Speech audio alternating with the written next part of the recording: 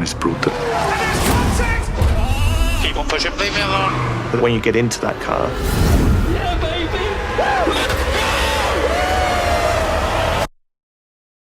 the noise goes away. Yeah, so if you haven't heard the news, Formula One returns this weekend with the Bahrain Grand Prix, which, by the way, is going to take place on Saturday night. That's Sunday morning New Zealand and Australian time, most of Asia and Asia Pacific. In fact, Bahrain, the first two races, Bahrain and is it Jeddah? Qatar, I can't remember which one. Both of them will be on Saturday. I'm not entirely sure why. Maybe why it's Saturday night, but that's what it is. But yeah, and with that, Netflix have released Drive to Survive season 6. Which they did now. They've always released Drive to Survive, the new season of Drive to Survive, just sort of, prior to the Formula One season, because, just sort of kind of makes sense just to build up some hype around before this F1 season starts. So binged it for the last couple of days, and here are my thoughts. Yeah, so look, I need to put it out there that I followed Formula One since I was, how was I in 1999? I would have been 13 years old when, prior to the first Malaysian Grand Prix. So, yeah, I guess I would call myself sort of more traditional Formula One fan, not really one of those DTS, Drive to Survive, by the way, that means Drive to Survive, by the way, fans, where they've sort of kind of picked up on the glamour and the drama and the hyperbole. I grew up in the time, Michael Schumacher, Rubens Barrichello, Mika Häkkinen, when F1 was more traditional, when Murray Walker was, we had Murray Walker, the sport was quite different. You had, there's definitely a whole lot different than it is now. Your Ferraris, McLaren, Williams was good back in the day. And my perception, I grew up in a time when a different F1 from what DTS expects. So I have to kind of look at DTS. So for me, DTS is not essential to being a Formula One fan. I think, but it is still, it's more like I'm just going to watch this because it's about F1 and look, first, I just want to say, DTS has had a positive effect on the sport. I don't think, look, F1 would not be where it is today without DTS. It's never had, it's particularly in the United States where, it took 60 odd years for F1 to break into the United States. They had so many attempts, and now F1, America just cannot get enough of F1, and then F1 has sort of almost like eclipsed NASCAR and IndyCar, even though, some might argue NASCAR and IndyCars offer far better racing than Formula One most of the time. But yeah, so look, without DTS, that would not have happened. You wouldn't have a Vegas Grand Prix, you wouldn't have a Miami Grand Prix, you wouldn't have a New York Grand Prix to come, you're going to have a Chicago, Detroit Grand Prix. Wow, F1's just going to adopt IndyCar at, probably in the next 5 years at this rate.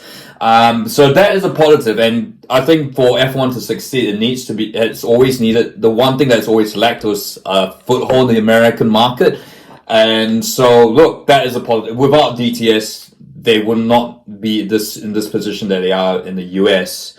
But on the flip side, of course, Netflix, or it is making a reality TV show, and I guess that is where there are certain things that annoy me, I guess. So look, I'm going to talk about spoilers, so hit stop now if you if you don't want the viewing to be real, spoiled. This is about the 2023 F1 season, so how can you not, unless you don't follow F1 at all, and you're just watching DTS just to find out what it is, it's, you can't really be spoiled. Yeah, so first thing, Max Verstappen, where, only features for 2 minutes. This despite the 2023 season being arguably the most, probably one of the most dominant seasons by any F1 driver. Probably, I think this tops like what Michael Schumacher did back in his prime. Lewis Hamilton even. I've never, the Red Bull was good. It was a very, very good car, but, I think the comparison between Verstappen and Perez was stark. Like, Verstappen was just on another planet. The fact, and look, I know Verstappen has had his, things to say about the show. I know he came back last season. He sort of made an exception and decided, I'm gonna, I know how good, the effect DTS has on F1, so he decided that he would come out and do a bit more work. But it seems this season 6, it's kind of reverted back. Like, you do get one interview which is all about Vegas, how he hates it.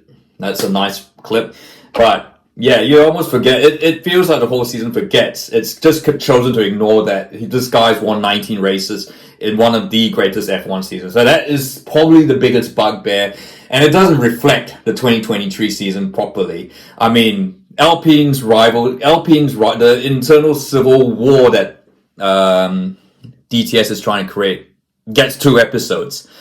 Nick DeVries gets more drama. That was dramatic, but that seems that got a whole lot more attention. And so look, I get they have to create a script. And look, I admit the 2023 season, it was always going to be hard to produce these sort of juicy stories that would make for compulsory viewing, but you still kind of have to tell the story as it is, and that's what annoys me about this.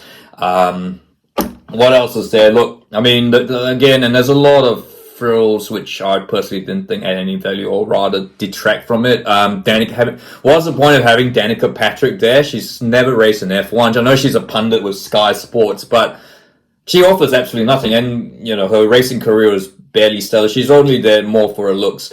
And this is not a comment against anything like women drivers in there or anything. It's just Danica Patrick herself. It's like, what is the point of her being there?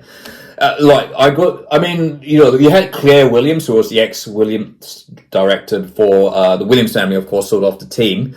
And she does offer some value, and I didn't mind her per se, but, we know, because this is, of course, we know Claire Williams has the experience in F1.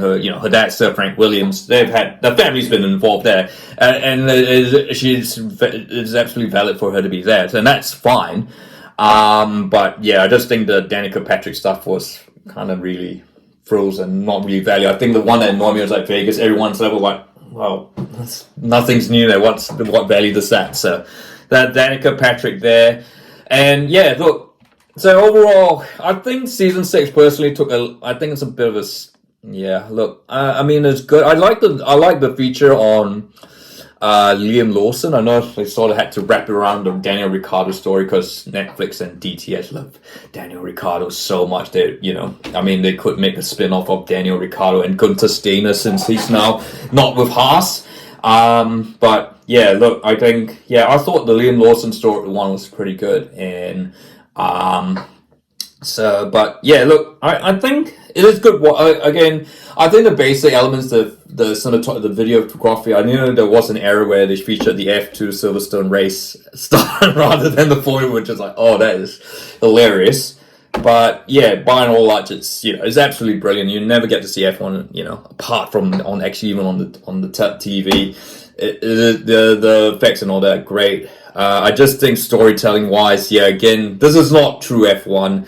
I think you actually need to really watch F1 to get the proper gist of it. So that's my thoughts on Drive 5 Season 6, which I felt maybe was a step back from Season 5. But yeah, hey, I think Netflix is only Stranger Things is more profitable than DTS. So I think they're going to keep making these as long as the viewership figures remain high, and F1's going to continue to commit. As long, because it knows that it needs this show to, boost its profile. So that's my thoughts on DTS Drive to Survive Season 6. I'd like to hear your thoughts. If you like this video, feel free to like and don't forget to subscribe.